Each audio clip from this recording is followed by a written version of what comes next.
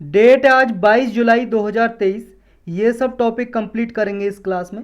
First topic है heat index. ये prelims के लिए भी इंपॉर्टेंट है, जीएस पेपर 1 ज्योग्राफी के लिए, जीएस पेपर 3 इन्वायरमेंट के लिए इंपॉर्टेंट है। रिसेंटली देखो इंडिया या इंडियन मेट्रोलॉजिकल डिपार्टमेंट ने इसको लॉन्च किया है, हीट इंडेक्स को। इंडियन मेट्रोलॉजिकल डिपार्टमेंट क्या है? ये मिनिस्ट्री ऑफ अर्थ साइंस है जो उसके अंडर काम करता है, और हमारे भारत का वेदर फोरकास्टिंग डिपार्टमेंट यही है, यानी कि मौसम विभाग, मौसम की जानकारी देता है ये इंडियन मेट्रोलॉजिकल डिपार्टमेंट। तो हीट इंडेक्स क्या है? हीट इंडेक्स देखो, ये टेम्परेचर के बारे में, जो हाई ह्यूमिडिटी होती है उसका टेम्परेचर पर क्या प्रभाव पड़ता है, क्या इम्पैक्ट पड़ता है, इसके बारे में बताएगी। ह्यूमिडिटी आप जानते हो, एयर में जो मॉइस्चर कंटेंट होता है, एयर में, वायु में जो नमी होती है उसी को हम बोलते हैं ह्यूमिडिटी। ये जितनी ज़्यादा होती है ह्यूमिडिटी, इससे टेम्परेचर पे भी प्रभाव पड़ता है। जैसे अगर मान लो 30 डिग्री सेल्सियस टेम्परेचर है अभी, और ह्यूमिडिटी 80% या 85% है, तो ये 30 डिग्री सेल्सियस टेम्परेचर में भी ह्यूमन को ऐसे फील होगा जैसे कि 40 डिग्री 42 डिग्री टेम्परेचर है। और अगर ह्यूमिडिटी कम है तो फिर 30 डिग्री टेम्परेचर 30 डिग्री की तरह ही फील होगा। तो ह्यूमिडिटी का इम्पैक्ट क्या पड़ता है?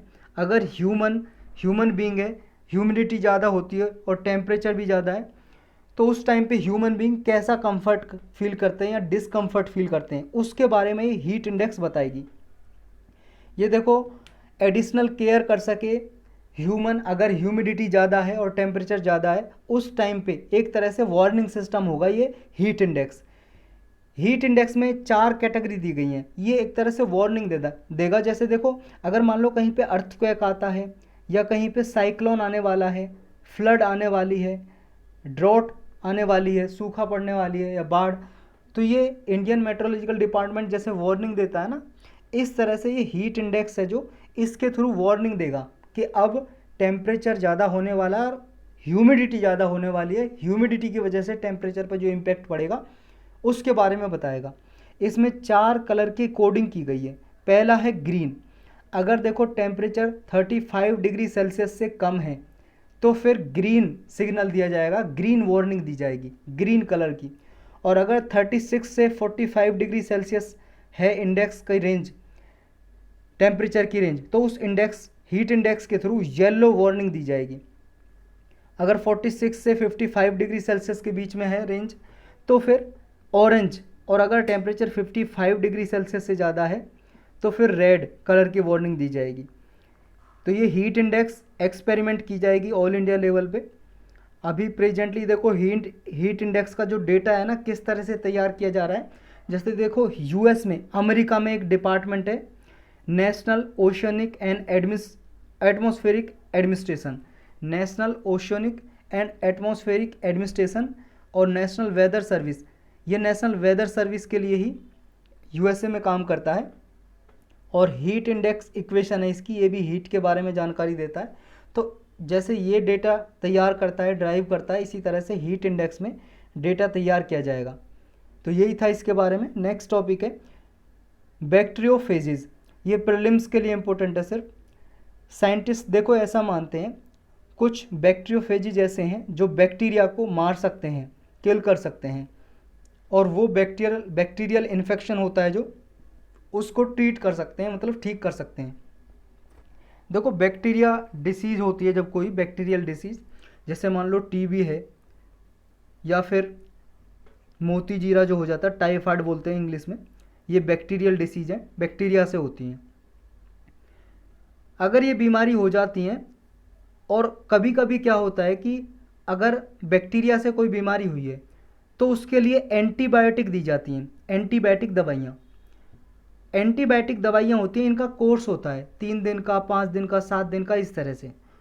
अगर कोई आदमी मान लो 7 दिन का कोर्स है और वो 2 दिन में ठीक हो गया, उसने दवाई 5 दिन नहीं ली, क्योंकि बैक्टीरियल जो एंटीबैक्टीरियल दवाई होती है, ये एंटीबायोटिक, इनका कोर्स पूरा नहीं किया जाता, तो फिर जो ये टाइफाइड हुआ था जिस बैक्टीरिया से, या कोई और डिसीज़ हुई थी, वो बैक्टीरिया क्या हो जाता है, ड्रग रेजिस्टेंस बन जाता है। मतलब अब जो दवाई अगर उसे दी जाएगी टाइफाइड से ठीक करने के लिए, वो बैक्टीरिया इसके लिए रेजिस्टेंस हो गया, मतलब इस दवाई से उस पर कोई प्रभाव नहीं पड़ेगा, वो इसको नहीं मार सकती दवाई, तो इसको बोलते हैं हम एंटी, मतलब बैक्टीरिया रेजिस्टेंस हो गया, बैक्टीरियल रेजिस्टेंस हो गया या एंटीबायोटिक रेजिस्टेंस हो गया। तो ये केसेस बहुत ज़्यादा बढ़ते जा रहे हैं एंटीबायोटिक रेजिस्टेंस के, तो इनको ठीक करने के लिए ये बैक्टीरियोफेजिस काम में आ सकता है। तो क्या है ये बैक्टीरियोफेजिस और कैसे काम करता है? ये इमेज में आप जो देख रहे हो ये है बैक्टीरियोफेजिस और ये है बैक्टीरिया। ये जो बैक्टीरियोफेजिस है ये वायरस ही है, वायरस है, इसके नाम में भले ही बैक्टीरिया आ रहा है, देखो बैक्टीरियोफेजिस, लेकिन ये वायरस है, याद रखना।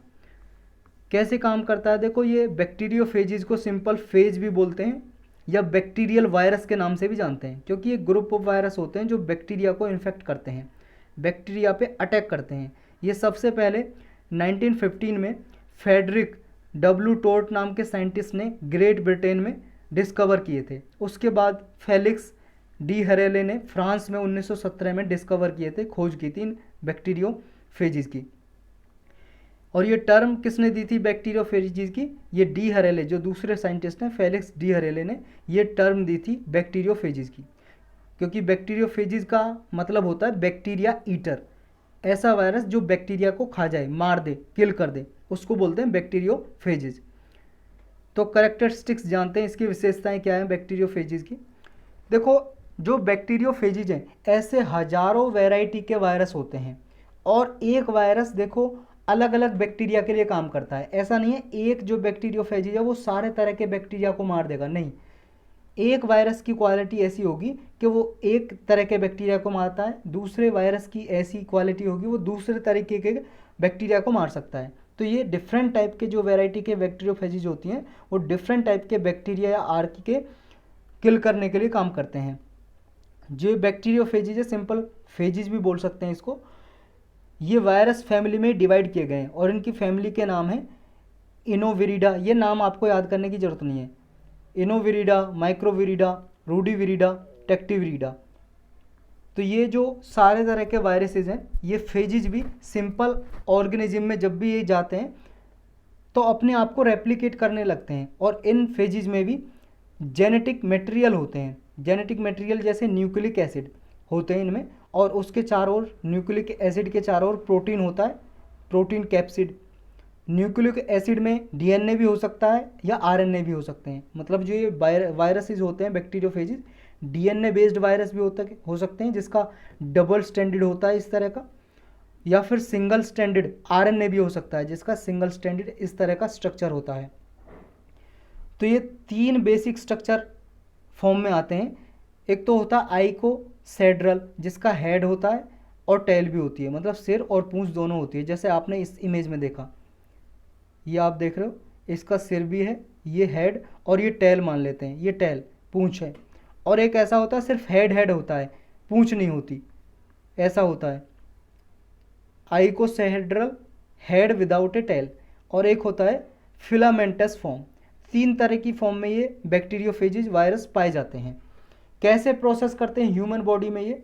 देखो बैक्टीरियोफेजिस क्या है, ह्यूमन सेल के लिए हार्मलेस है, मानव की बॉडी में जो सेल्स होती हैं उनको कोई नुकसान नहीं पहुंचाते। केवल ये बैक्टीरिया जो होता है जो ह्यूमन बॉडी को नुकसान पहुंचाता है, उस बैक्टीरिया को प्रे करते हैं, उसको शिकार करते हैं, उसको मारते हैं। ये क्या करते हैं, बैक्टीरिया की खोज करते हैं और बैक्टीरिया से अटैच हो जाते हैं।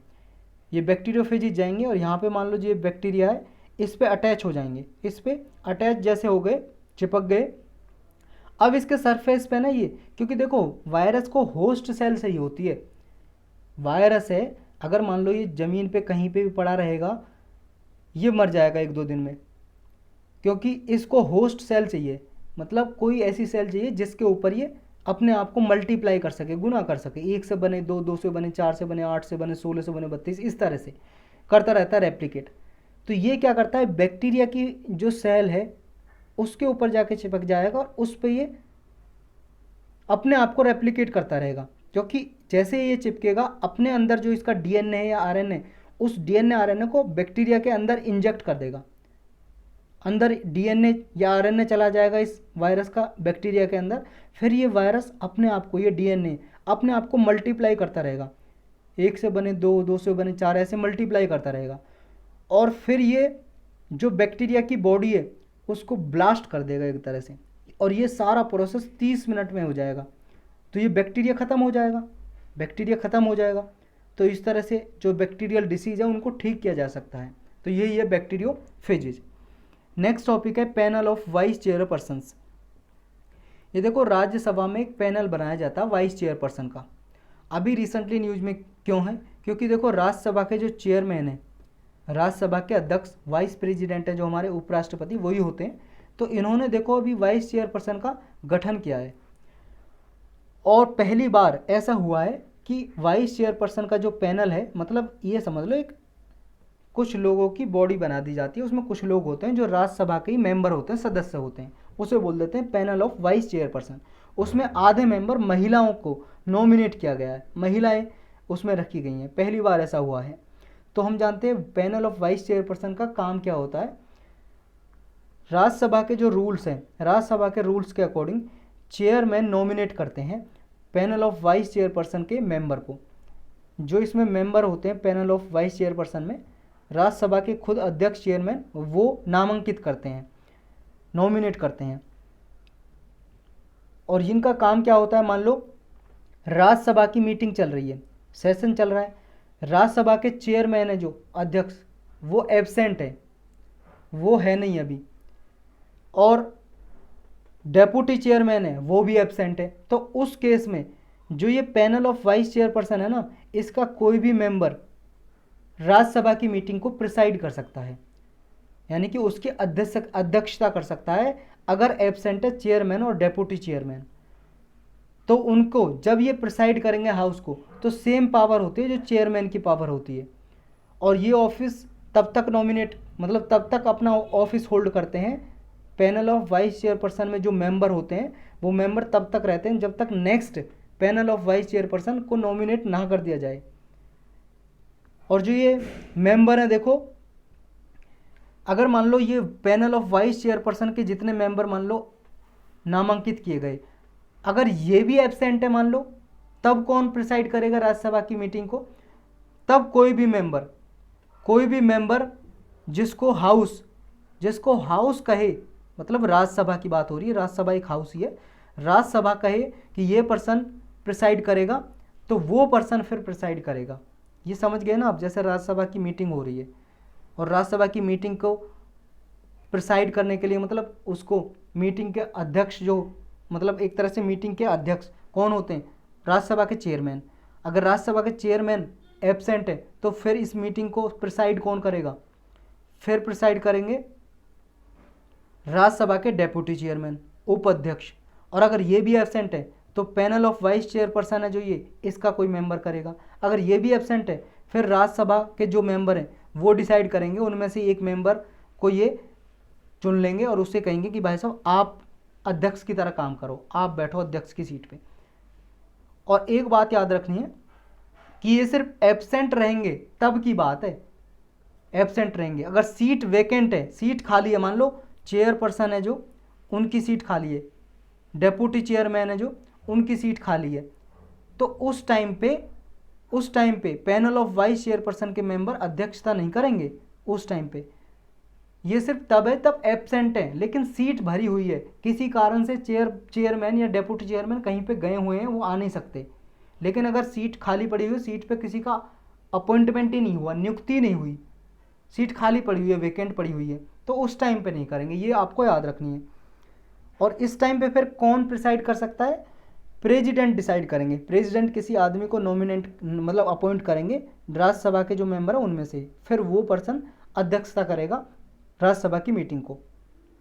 और जब सीट वेकेंट होती है ना डेप्यूटी चेयरमैन और चेयरमैन की, राज्यसभा के डेप्यूटी चेयरमैन या चेयरमैन की, तो जल्दी से जल्दी उसको भरा जाता है, मतलब उसका राज्यसभा के मेंबर ही इलेक्ट करते हैं। और वाइस प्रेसिडेंट का तो इलेक्शन होता है अलग से ही, तो आपको पता ही है। डेप्यूटी चेयरमैन को राज्यसभा के मेंबर में से ही इलेक्ट किया जाता है।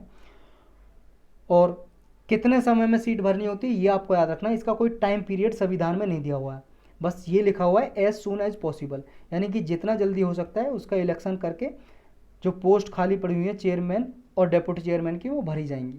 तो यही था इसके बारे में। नेक्स्ट टॉपिक है सिनेमेटोग्राफ अमेंडमेंट बिल 2023। प्रीलिम्स के लिए भी इंपॉर्टेंट है, जीएस पेपर 2 के लिए भी इंपॉर्टेंट है।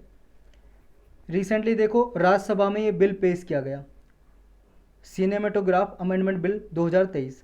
ये बिल 1952 के जो एक्ट है उसको अमेंड करने के लिए, उसमें संशोधन करने के लिए पेश किया गया है। तो पहले हम जानेंगे इस बिल में क्या क्या प्रोविज़न है, फिर इस एक्ट के बारे में जो 1952 में सिनेमेटोग्राफ एक्ट आया था इसके बारे में जानेंगे।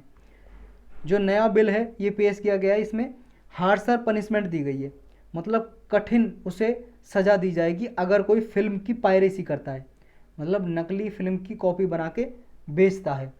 जैसे देखो फिल्म रिलीज होती है तो सिनेमा घरों में रिलीज होती है, लेकिन बहुत से लोग ऐसे होते हैं सिनेमा घर से रिकॉर्ड करके या उसकी नकली कॉपी बना के बेच देते हैं मार्केट में, और फिर लोग मोबाइल से डाउनलोड करके, कंप्यूटर से डाउनलोड करके, इंटरनेट के ज़रिए तो देख लेते हैं। तो इससे क्या होता है, जो जिसने फिल्म बनाई है, जो प्रोड्यूसर हैं, डायरेक्टर हैं फिल्म के, उन्होंने जितनी मेहनत की है उनकी मेहनत बेकार जाती है ना, लोगों को फ्री में मिल जाती है देखने के लिए, उन्होंने इतनी मेहनत की है तो उनकी मेहनत ख़राब जाती है। तो इस तरह से जो फिल्म की पायरेसी करेगा, नकली कॉपी बनाएगा, उसके लिए कठिन सज़ा का प्रोविज़न है, हार्शर पनिशमेंट का प्रोविज़न है इस एक्ट में, मतलब इस बिल में। जब बिल है अभी, तो जब पास हो जाएगा राज्यसभा लोकसभा से और प्रेसिडेंट साइन कर देंगे तो एक्ट बन जाएगा, कानून बन जाएगा। अभी तक बिल है, बिल को हिंदी में बोलते हैं अधिनियम, तो अभी तक अधिनियम है ये, क्योंकि अभी पेश किया है, अभी पास नहीं हुआ पार्लियामेंट से। जब बिल पास हो जाएगा, जब बिल से बन जाएगा एक्ट, यानी कि अधिनियम से कानून बन जाएगा, तो अभी तक बिल है ये। तो एक तो ये दिया गया है कि हार्शर पनिशमेंट, दूसरा एज की कैटेगरी जो वो नई कैटेगरी क्रिएट की गई हैं। फिल्म की क्लासिफिकेशन क्या है, देखो अब तक ये है, जो 1952 का एक्ट है उसमें ये है U category, A category, UA category. मतलब अगर ये जो सेंसर बोर्ड है, सेंसर बोर्ड किसी फिल्म को पास करता है, उस फिल्म को यू सर्टिफिकेट देता है, इसका मतलब ये है कोई भी आदमी जाके हॉल में उसे पिक्चर को देख सकता है। अनरेस्ट्रिक्टेड पब्लिक एग्जीबिशन, यू का मतलब। ए का मतलब ये है अगर किसी फिल्म को ए सर्टिफिकेट दिया गया सेंसर बोर्ड द्वारा। सेंसर बोर्ड क्या होता है, सेंसर बोर्ड जो हमारे इंडिया में फिल्म को परमिशन देता है सिनेमा घरों में दिखाने की, तो वो सेंसर बोर्ड अगर ए सर्टिफिकेट देता है, इसका मतलब ये सिर्फ एडल्ट का मतलब 18 साल से ऊपर के आदमी औरत कोई उसको देख सकता है, उससे नीचे के आदमी नहीं देख सकते हैं उसे। 18 साल से कम उम्र के बच्चे उस फिल्म को सिनेमा घरों में जाकर नहीं देख सकते, उन्हें टिकट नहीं दी जाएगी। अगर किसी फिल्म को यूएई का सर्टिफिकेट मिलता है, इसका मतलब ये है कि उसे देखो जो एडल्ट हैं वो देख सकते हैं, और जो 12 साल से ऊपर के बच्चे हैं वो भी देख सकते हैं, लेकिन 12 साल से कम उम्र के बच्चे हैं वो अपनी पेरेंट की गाइडेंस के हिसाब से देख सकते हैं। अगर उनके पेरेंट बोलेंगे हाँ आप देख सकते हो मूवी जाके, तो फिर वो देख सकते हैं। लेकिन इनमें देखो ये है भाई साहब, किसको पता चल रहा है कि बच्चे ने 12 साल से कम उम्र के बच्चे ने पेरेंट्स की गाइडेंस ली है, मतलब पेरेंट्स की अनुमति ली है, परमिशन ली है फिल्म देखने की या नहीं ली है, किसको पता है। तो इसलिए नई कैटेगरी इस बिल में पेश की गई है। नई कैटेगरी क्या है, नई कैटेगरी है UA7+। इसका मतलब ये है कि एडल्ट तो कोई भी देख सकता है 18 साल से ऊपर का, और 7 साल से ऊपर के सभी देख सकते हैं, लेकिन 7 साल से नीचे के बच्चे नहीं देख सकते।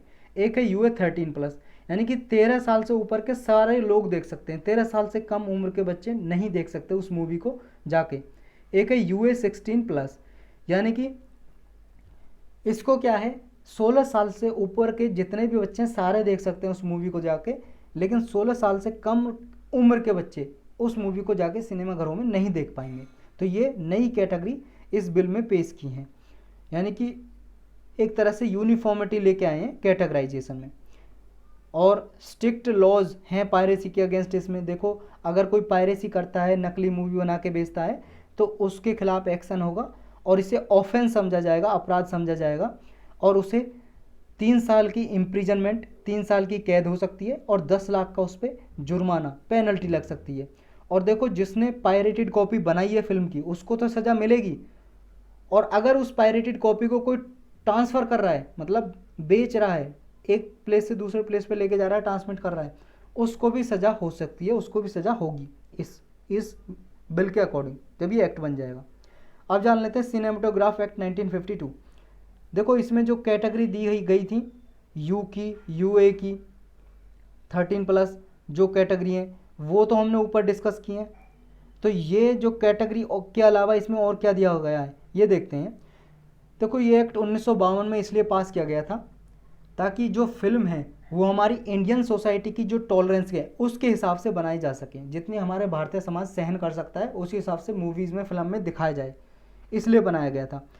और फिल्म को पास करने के लिए एक बोर्ड बनाया था, central board of film certification, CBFC, जिसे पॉपुलर नाम से जानते हैं सेंसर बोर्ड के नाम से। ये फिल्म को सर्टिफिकेट देता है, ये फिल्म को सर्टिफिकेट देता है इंडियन सोसाइटी के स्टैंडर्ड के हिसाब से, कि इंडियन सोसाइटी है जो हमारी भारतीय समाज, वो कितना सहन कर सकता है उसके हिसाब से सर्टिफिकेट देता है। और ये बोल के भी दे सकता है और लिख के भी सर्टिफिकेट दे सकता है, और रिजेक्ट भी कर सकता है। जब फिल्म को रिजेक्ट कर दिया तो फिर कोई सिनेमा घरों में उस मूवी को दिखा नहीं सकता, भले उसको बनाने में करोड़ों रुपए लगे तब भी नहीं दिखा सकता। और ये सर्टिफिकेट जो देता है सेंसर बोर्ड, ये 10 साल के लिए वैलिड होता है। 10 साल के बाद उस मूवी को कोई भी कहीं पे भी दिखा सकता है, कॉपी बना के बेच सकता है। जो ये एक्ट है 1952 का, ये पुलिस को ऑथराइज करता है, अगर मान लो सेंसर बोर्ड ने किसी मूवी को सर्टिफिकेट नहीं दिया, रिजेक्ट कर दिया, और उसके बावजूद भी वो सिनेमा घरों में दिखाई जा रही है, तो फिर पुलिस जाकर वहाँ पर रेड मार सकती है, सर्च कर सकती है, सीज कर सकती है उस मूवी को, और उसके खिलाफ एक्शन ले सकती है जो सिनेमा घर दिखा रहे हैं। तो यही था इसके बारे में। नेक्स्ट टॉपिक है रूल 267 इन राज्यसभा। राज्यसभा का ये रूल्स है 267, अभी न्यूज में है, इसके बारे में जानते हैं। देखो राज्यसभा में मणिपुर मैटर, आप सब लोगों ने वीडियो देखा होगा, एक मणिपुर का वीडियो वायरल हुआ था। 2 महिलाओं को सैकड़ों लोग मतलब बहुत सारे लोग 2 महिलाओं को बिना कपड़ों के परेड करा रहे हैं, घुमा रहे हैं, उनके साथ छेड़खानी कर रहे हैं और उनके साथ बाद में रेप करते हैं वो। ये मणिपुर की घटना है, ये मई की घटना है, किसी ने वीडियो बना के सोशल मीडिया पे डाल दिया था और अब आया है, और उन लोगों की गिरफ्तारी भी नहीं हुई थी, अब जाके उनकी गिरफ्तारी हुई है जब पता चला है। और अभी भी आपको पता है बहुत सारे लोग एजेंडा फैलाते हैं, उन पे नहीं जाएंगे हम यहाँ पे जानेंगे 267 रूल राज्यसभा का क्या कहता है। ये देखो राज्यसभा का रूल 267 ये कहता है कि अगर मान लो कोई ऐसा टॉपिक है जो कंट्री के लिए इम्पोर्टेंट है, पब्लिक इम्पोर्टेंस के लिए इम्पोर्टेंट है, तो बाकी के जितने भी डिस्कशन चल रहे हैं राज्यसभा में, जितने भी बिजनेस चल रहे हैं, जितने भी काम चल रहा है राज्यसभा का, उस सब को सस्पेंड कर दिया जाएगा, रोक दिया जाएगा, और उस इश्यू को जो कंट्री फेस कर रही है उसको डिस्कस किया जाएगा। क्योंकि देखो मणिपुर का जो वीडियो वायरल हुआ, 2 महिलाओं को बिना कपड़ों के घुमाया जा रहा है, उनके साथ रेप किया गया, तो ये पूरी कंट्री को इसने एक तरह से इंसानियत को झकझोर कर दिया। तो इस वजह से ये राज्यसभा में सारे बिजनेस को सस्पेंड करके इस मैटर को डिस्कस किया गया राज्यसभा में। तो ये 267 रूल पूछ लिया जाए तो इसके बारे में आपको पता होना चाहिए कि अगर मान लो राज्यसभा में भले ही कितने बिजनेस चल रहे हों, अगर कोई टॉपिक ऐसा आता है कि वो पब्लिक इंपोर्टेंस के लिए, कंट्री के लिए बहुत ही इंपॉर्टेंट है, तो उसको पहले डिस्कस किया जाएगा, बाकी के सारे बिजनेस, सारे कार्य रोक दिए जाएंगे, सस्पेंड कर दिए जाएंगे। और इसके लिए अनुमति कौन देता है?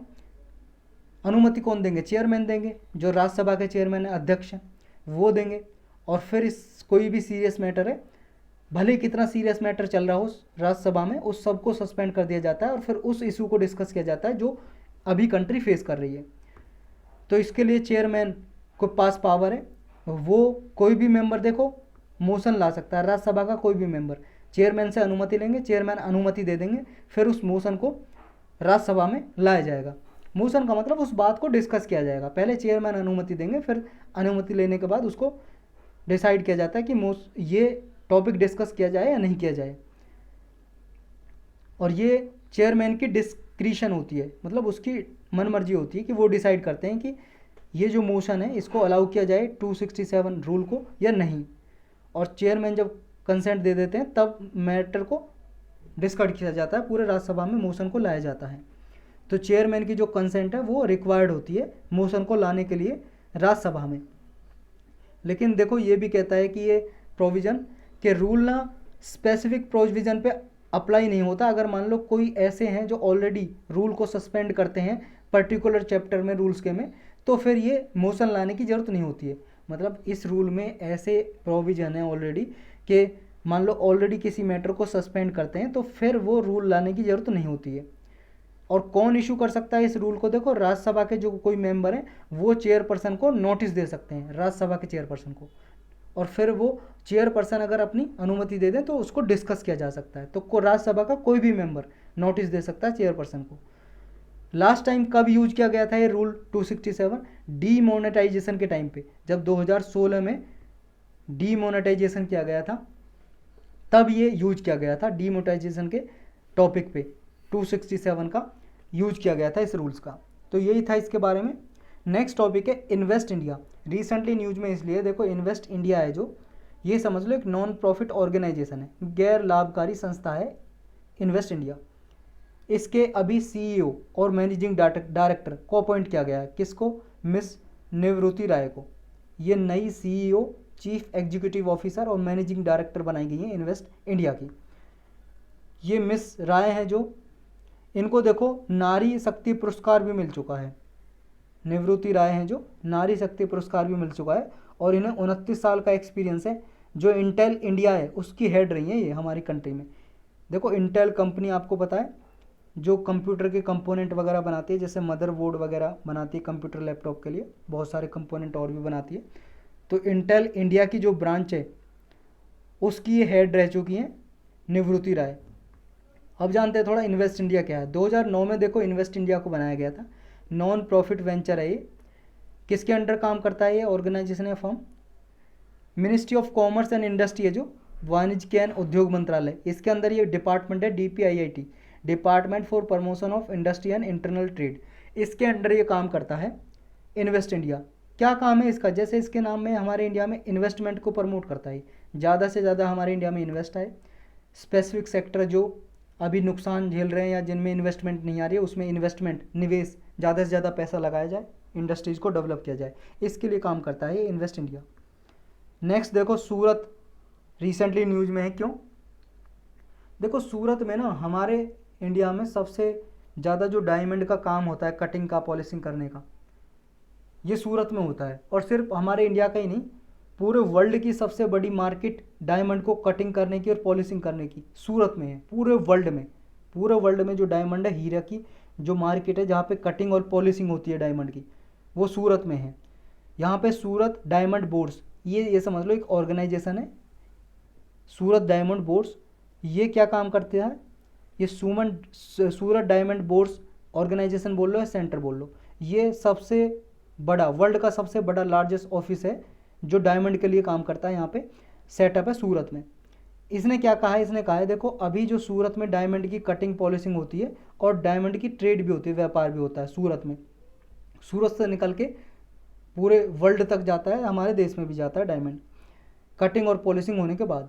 लेकिन इसकी जो अभी ट्रेडिंग है, व्यापार है, वो मुंबई में भी होता है। तो इस जो सूरत डायमंड बोर्ड्स ये सेंटर है, इसने ये बोला है कि मुंबई में जो ट्रेड हो रही है उसको रोक के उस ट्रेड को सूरत में ही लाया जाए, कि सारा काम डायमंड का एक ही जगह पे हो, कटिंग भी, पॉलिशिंग भी, ट्रेड भी, सारा एक जगह हो। इसलिए ये न्यूज़ में है।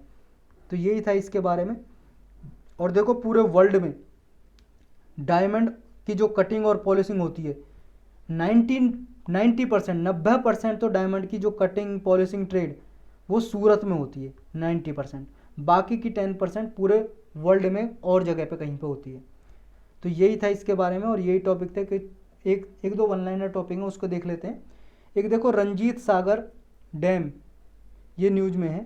रंजीत सागर डैम बांध बना हुआ है, ये कौन सी रिवर पे? रावी रिवर है जो पंजाब में, रावी रिवर पे बना हुआ है, पंजाब में है। और रावी रिवर कहाँ से निकलती है तो आपको पता है, हिमाचल प्रदेश से निकलती है। हिमाचल प्रदेश से, ये वर्ल्ड मैप देख रहे हो यहाँ पे, ये यहाँ पे हिमाचल प्रदेश से निकलती है। कांगड़ा डिस्ट्रिक्ट है, आपने पढ़ी होगी कांगड़ा डिस्ट्रिक्ट।